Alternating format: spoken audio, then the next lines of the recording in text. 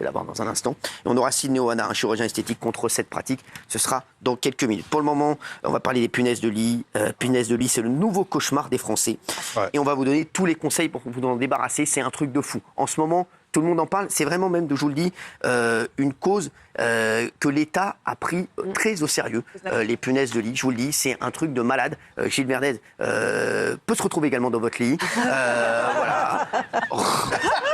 On aura Romain Lasseur, expert en faune invasive, qui sera avec nous dans un instant pour répondre à toutes nos questions. Lui, c'est un ponte. Hein. Je peux vous dire, lui, les punaises, elles vont arriver. Le gars, déjà, elles sont... Qu'est-ce que tu fais ? Je suis en train de faire mes valises, il arrive dans 1 heure.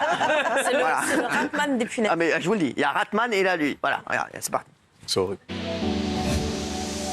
C'est un véritable fléau qui semble prendre de plus en plus d'ampleur. Voici les pires voisins d'un foyer français sur 10, les punaises de lit. Selon une récente étude, 11% des Français auraient été infectés par des punaises de lit entre 2017 et 2022. Ça m'a tellement angoissée que j'en ai pleuré.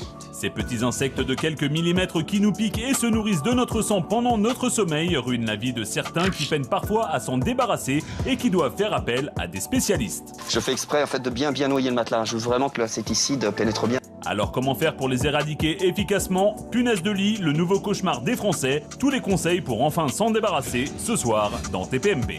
Ça me rappelle tellement de souvenirs ce truc. Alors, merci Romain Lasseur. Ça m'est arrivé, c'est pour ça que je... Ouais, bah, toi, t'as eu des punaises dans le slip, non plutôt. Partout. Allez, Romain Lasseur, expert en faune invasive, est avec nous. Expert international. Hein. Je vous le dis, vous êtes très calé en rats et en moustiques aussi. Toutes ces bestioles-là. Toutes ces bestioles. Dès que vous voyez une bestiole, dites laisse-moi faire, ne t'occupe pas de ça, mon vieux. Hein, d'accord. J'arrive là, personne s'en va. Donc quand on bosse sur les punaises, elles sont en direct, donc c'est plus facile. Déjà, comment vous êtes arrivé dans le milieu de insectes Les études. Comme c'est par quel truchement? Je suis scientifique de formation en fait, donc j'ai un doctorat et je travaille spécifiquement sur la manière dont ces espèces-là en fait elles colonisent nos environnements. Alors en ce moment, on a l'impression, et vous aussi chez vous, je suis sûr que vous avez la même impression que moi. On a l'impression que tout le monde parle que de punaises de lit. Il y en a partout. On a vu une histoire là, qui s'est passée dernièrement aussi dans un lieu public. C'est vrai que là, en ce moment, la punaise est partout. J'étais à 2 doigts de recruter une punaise en chroniqueuse. Pour vous dire, non, mais c'est vrai que... Alors, c'est quoi déjà une punaise ? Alors, c'est un insecte, comme beaucoup d'espèces invasives, comme le moustique. C'est un insecte qu'on ne connaissait plus parce que... Elle est visible à l'œil nu ou pas ? Ouais, ça fait 6 mm. L'adulte fait 6 à 7 mm, mais la majeure partie du temps, tu ne la vois pas parce qu'elle est sous le sommier, sous le matelas et bien planquée pendant la journée. Ouais. Parce que, principalement, elle a besoin de faire des repas de sang. Donc, tous les sexes piquent, tous les stades. Pour se développer, elle a besoin de boire du sang. Ah ouais. Donc, vous êtes tous à la même enseigne. Il n'y a pas de catégorie socio-professionnelle pour la punaise. Obligée de piquer pour effectivement grandir.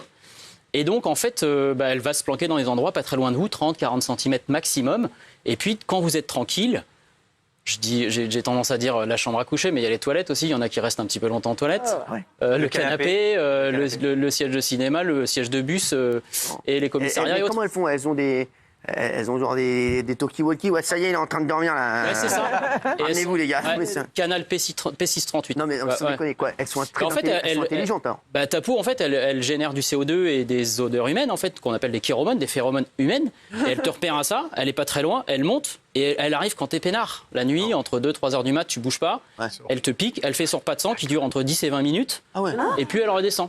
Et là pendant 15 jours, elle va digérer. Plat entrée dessert. Entrée plat dessert, elle fait. Elle peut combien de fois Alors, si elle fait son repas de sang intégral, elle va se mettre à digérer ensuite pendant 10-15 jours pour ensuite pondre si c'est une femelle et puis grandir si c'est un animal qui est en train de grandir. C'est vrai qu'un mâle peut avoir 200 rapports par jour ? Ah non, la reproduction, en général, la femelle, c'est une fois dans sa vie. Je suis déçu, tu vois, je travaille sur un truc qui n'est pas très fascinant. Et en fait, un rapport traumatique dans sa vie, elle a assez ensuite de sperme pour ensemencer ses œufs et puis pondre 15 à 20 œufs par jour, à raison de 500 dans sa vie. Pourquoi on a l'impression qu'il y en a de plus en plus, ça ? Parce qu'il y en a de plus en plus. C'est 1 million de Français tous les ans, 1,6 C'est con million ce que je viens de dire. Ma question est con. Non, c'est pas con. Non, carrément pas. C'est 1 million d'interventions des professionnels. Il y a des études qui ont été faites par notre chambre syndicale qui s'appelle la CS3D en France. On a beaucoup d'échanges avec les ministères pour essayer de faire bouger les lignes. Et ça fait quoi en fait une punaise de lit ? Est-ce que c'est dangereux ? Non, alors ça ne transmet pas de maladie. Déjà, c'est pas le moustique-tique, c'est pas tout ça, ça ne transmet pas de maladie. Mais bon, ça fait quoi sur la peau ? Alors ça fait des petites rougeurs, ça fait ce qu'on appelle des œdèmes de surface, et voilà, et donc qui apparaissent plus ou moins rapidement. Moi, je vais vous raconter un truc qui m'est arrivé.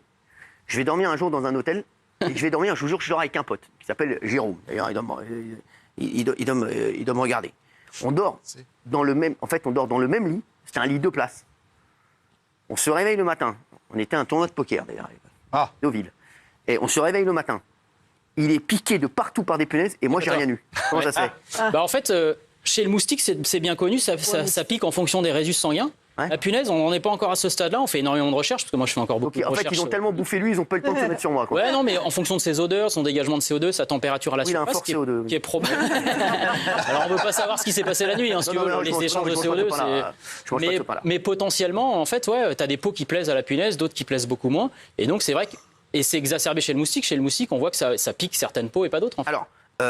Comment faire pour ne pas avoir de punaises? Parce que c'est ça la question qu'on se pose tous. Parce que là, on a l'impression qu'il y en a partout. On nous dit dans les toilettes, sur le canapé, dans le lit. Est-ce que la chaleur impacte sur la prolifération? Ouais. Oui, chez tous les insectes, parce que contrairement à nous qui régulons notre température, les insectes, ils ne savent pas réguler tout seuls leur température. Donc ils sont victimes de la température extérieure.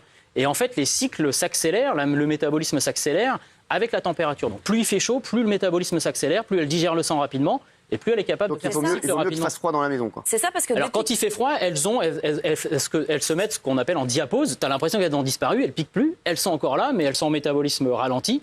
Et dès qu'il va faire. Elles ont le chauffage central. Si tu l'as, ouais, elles l'ont. D'accord. Ouais. Elles peuvent rester longtemps sans se nourrir en plus. Ça reste 1 an, ouais, on dit à peu près 1 an sans se nourrir. 1 an sans se nourrir.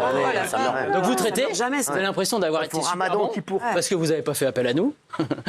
Et puis finalement 6 mois après ça repique quoi. Alors comment on fait pour se débarrasser de ces punaises? Bon déjà il faut savoir un truc, c'est que c'est pas un problème d'hygiène quoi. Contrairement au bled, contrairement au rat, contrairement à tout ça. Bonne nouvelle pour Gilles.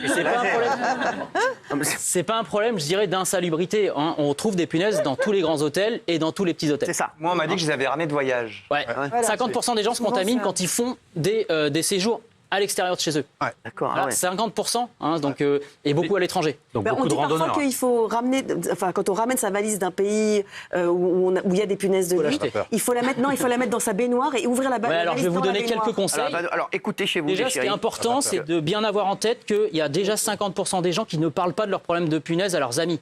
C'est-à-dire qu'on a l'impression de honte. Oui. Ce qui n'est pas le cas, puisque ça touche tout le monde. Alors, les chéris, si vous nous regardez, parlez-en.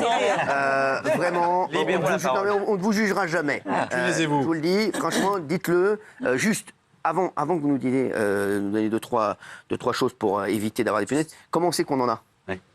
En fait, tu sais que tu en as malheureusement quand ça pique. D'accord. Et en fait, moi j'invite les gens et on bosse beaucoup à essayer d'informer le grand public sur c'est quoi une déjection de punaise, c'est quoi une punaise et quels sont les premiers signes qu'il faut réussir à repérer pour voir une punaise. Une punaise, c'est pas simple parce que ça se planque et elle va venir te voir quand tu es tranquille et potentiellement quand tu t'aperçois pas qu'elle est là. C'est le chien qui sursaute la nuit. Alors il y a des détecteurs canins, donc il y a des associations en France avec des professionnels qui détectent les punaises et qui sont eux capables de détecter une punaise. Enfin le chien détecte, nous on n'en est pas capable, à part visuellement. Par contre, moi, ce que je conseille toujours, c'est que si vous avez des doutes, et tu as complètement raison, tu reviens de voyage, aspirez soigneusement votre logement et regardez dans le sac aspirateur. Si vous aspirez votre logement avec une suspicion de punaise, rangez pas l'aspirateur dans le placard, sinon il va ressortir. Punaise. Alors, qu'est-ce qu'on peut faire pour éviter les punaises? Éviter les punaises, si vous avez un doute, ensuite vous congelez vos vêtements. Ah ouais. Congelez les vêtements, 72 Donc je les mets à côté des Captain Igloo. Et la bouffe, on la met où? 72 heures. La bouffe, on la met où? Ça mange Chérie, on a des steaks et 2 t-shirts. Combien de temps? T'as mis des pompes au congèle. Combien de temps? Alors c'est moins 20 degrés. Attention, nos congèles usuels montent à moins 18. C'est vraiment moins 20 degrés. Et puis 72 heures. Et la vapeur, non, c'est la vapeur. Et alors si, la vapeur, mais il faut monter au-delà de 56-57 degrés. D'accord. En vapeur humide. Alors t'imagines qu'en vapeur sèche, il faut monter en... Je mets mes vêtements dans un hammam et puis c'est ça. Tu peux acheter... Il y a des steamers. C'est très bien ça. Il y a du matériel à la fois amateur et du matériel professionnel. Allez, mais alors, dites-nous les 3-4 conseils, parce que c'est important. Donc les conseils, c'est ça, c'est la moindre suspicion, aspirez bien votre logement, rangez bien le logement. Si vous avez suspicion que vous revenez de voyage, votre valise intégrale, vous la mettez au congèle. Alors le matériel informatique, vous le mettez pas au congèle, mais il y a des sprays de cryogénie qui existent, je connais ça. des sprays froids, comme on applique sur les muscles des sportifs. J'aime bien m'en mettre là. C'est parce que tu as des punaises, ça. Non, j'aime bien. Frais, comme ça. Quand je travaille à mon ordinateur, je fais comme ça. Travaille à mon ordinateur? Oui. Quand? Elle est improbable cette phrase. Il y a 7-8 ans. Et donc Romain, oui. Et donc voilà, ça c'est les premiers signes. Et si vous voyez plusieurs insectes, malheureusement c'est difficile à enrayer. il faut rapidement vous tourner vers des professionnels qui, eux, vont mettre en place un traitement efficace qui va passer la plupart des cas, parce qu'aujourd'hui, c'est un peu haro sur la chimie dans notre société, c'est sale. Malheureusement, aujourd'hui, vu la bestiole à laquelle on a à faire face, il ne faut pas rêver. Les remèdes de grand-mère et les huiles essentielles pulvérisées, parce qu'on revient de nature et découverte, elles ont compris, ça ne fonctionne pas. Est-ce qu'on pourrait imaginer une grande désintoxication à Paris, par exemple? Oui, alors on pourrait. En tout cas, nous, on milite vraiment pour des choses coordonnées. Au niveau... mais la problématique, c'est que c'est une problématique privée. Tu as des punaises chez toi, tu ne sais pas si ton voisin en a, tu vas à l'hôtel, tu ne sais pas si la chambre d'à côté a été désinsectisée. Et pour que les punaises soient, pour qu'elles soient toutes égaux, est-ce que... Égal, c'est ça? Oui, c'est pareil. Un rail des trains, un lacet des lassos, ok. Oui, merci. Est-ce que pour avoir l'uniforme aussi? Je me la facture sur la porte. Allez, merci Mounir, merci. Donc, c'est vraiment le froid ou la chaleur. On a compris, le froid, la chaleur, et puis les professionnels qui, eux, vont intervenir avec des produits un peu plus costauds. Quand vous sentez que l'infestation vous échappe, quand vous pensez que vous en avez ramené de chez des amis et autres, il faut communiquer. C'est pas sale, c'est pas un problème d'hygiène. Vous ne devez pas avoir honte d'avoir des punaises de lit chez vous. Potentiellement, toutes les catégories socio-professionnelles sont frappées de la même manière. Et c'est surtout les jeunes, moins de 30 ans. Pourquoi? Parce que étudiants, qui partent de la maison, qui vont vivre à l'extérieur dans une ville, qui sortent, qui échangent, qui vont chez les potes. Sûr que Daniel ne risque pas d'avoir des punaises. Non, mais c'est vrai. Ça fait 45 ans qu'elle n'est pas sortie de chez elle. C'est sûr que la punaise, elle ne va pas la ramener de chez le boulanger. Donc en fait, voilà, c'est vraiment pas un problème d'hygiène. Et si vous sentez que la situation vous échappe, il y a des professionnels qui savent bien bosser en France. On les forme aujourd'hui, on les sensibilise. Nous, par ailleurs, on essaie de bien sensibiliser. C'est la raison pour laquelle je suis là. Mais j'ai l'impression, non, attendez, parce que j'ai l'impression que même l'État prend ça très au sérieux. Les punaises de lit impactent tellement la vie des Français que l'État a choisi de prendre ce sujet à bras-le-corps. Il y a un numéro de téléphone qui a même été mis en place. C'est un truc de fou. C'est 7% des Français qui ont été concernés ces 5 dernières années. Qu'est-ce qu'on leur dit au téléphone? On leur dit punaise. On les oriente en fait. Merci. Voilà, merci. C'est tout pour moi. Romain, merci en tout cas. Est-ce que tu pourras venir nous parler des rats? Avec grand plaisir. Non, franchement, parce que là, c'est encore plus grave. Il y a un nouveau truc avec les rats. J'aimerais que tu reviennes demain. Parce que sur les rats, j'ai un nouveau truc. Et faites très très attention. On nous dira ça demain. Tu répondras à ma question. Vous verrez demain un truc de fou sur les rats. Un nouveau truc là. Là, ça me fait très très peur cette histoire. Merci Romain d'avoir été avec nous. Connaissez Barbie? Ouais. Est-ce que vous avez envie de lui ressembler? Écoute, moi je préfère les punaises quand même. D'accord, très bien. Parce qu'on va parler de Barbie Botox. Alors ça...